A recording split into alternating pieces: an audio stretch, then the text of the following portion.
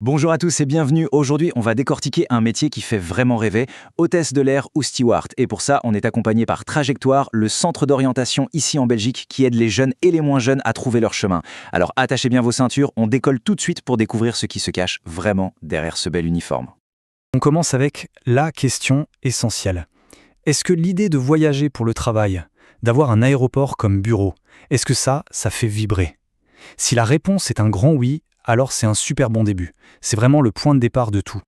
Et ce n'est pas juste une idée, hein. Écoutez ce que dit Chloé, qui est hôtesse de l'air. Elle le dit elle-même. Chaque vol, c'est une nouvelle aventure. C'est bien plus qu'un job. C'est une vraie expérience de vie. Allez, première section. On va parler de l'image qu'on a tous en tête, ce qui fait briller les yeux. Le rêve de décoller, l'idée de voir le monde, de découvrir plein de cultures différentes à chaque escale. Bref, c'est le côté glamour du métier, celui qui attire en premier, c'est certain. Mais attention, derrière ce rêve, il y a une réalité très concrète. D'ailleurs, le nom officiel du métier, ce n'est pas hôtesse ou steward, c'est personnel navigant commercial ou PNC.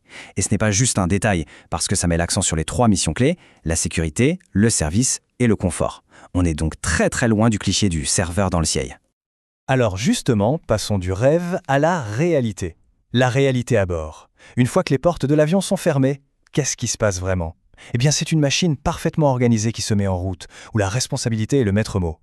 Une journée type, ça ne commence pas avec les passagers, loin de là, ça commence bien avant, avec un briefing super important sur la sécurité et les détails du vol.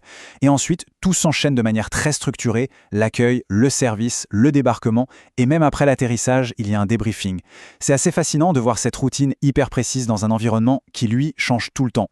Et au cœur de tout ça, il y a les missions quotidiennes. Et là, il y a un point qui est absolument non négociable, la sécurité passe avant tout le reste. C'est la priorité numéro 1, bien avant le café ou le repas. Un PNC, c'est quelqu'un qui est formé pour gérer des urgences, pour donner les premiers soins. C'est une responsabilité énorme. Allez, regardons un peu les chiffres pour la Belgique, ça donne une bonne idée.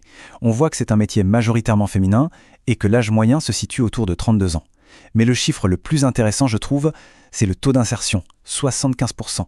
Ça, c'est vraiment encourageant. Ça veut dire qu'il y a de vrais débouchés après la formation. Bon, alors si tout ça vous parle, la question c'est comment on fait pour y arriver? Concrètement, quel est le chemin à suivre? Eh bien, c'est ce qu'on va voir maintenant, une sorte de feuille de route pour prendre son envol.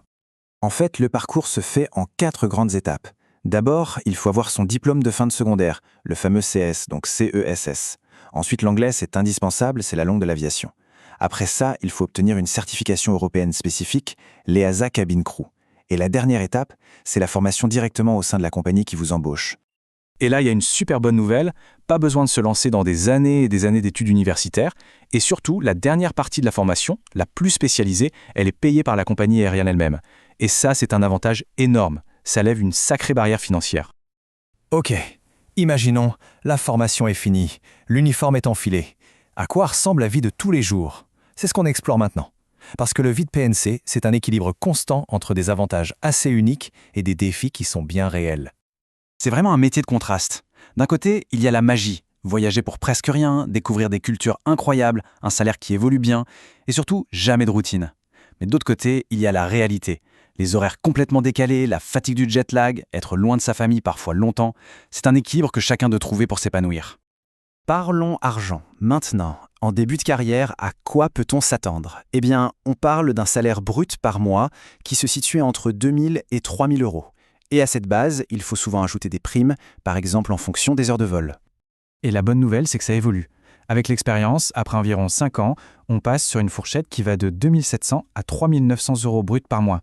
Ça montre que l'ancienneté est valorisée et ça offre de belles perspectives de carrière. On arrive à la dernière section et c'est peut-être la plus importante de toutes. Après avoir vu le rêve, la réalité, le parcours, la grande question, c'est de savoir si, au fond, ce métier est vraiment fait pour soi. Pour y voir plus clair, voilà quelques questions qu'il faut vraiment se poser en toute honnêteté. Est-ce qu'on aime fondamentalement aider les autres? Comment on gère le stress? Est-ce qu'on est prêt à accepter des horaires atypiques? Être honnête avec soi-même sur ces points, c'est vraiment la clé pour savoir si ce mode de vie peut nous convenir. Se poser toutes ces questions, c'est la première étape et elle est cruciale. Mais parfois, notre propre intuition ne suffit pas pour un choix aussi important. Avoir une analyse un peu plus objective de ses points forts, de ce qui nous motive vraiment, ça peut tout changer.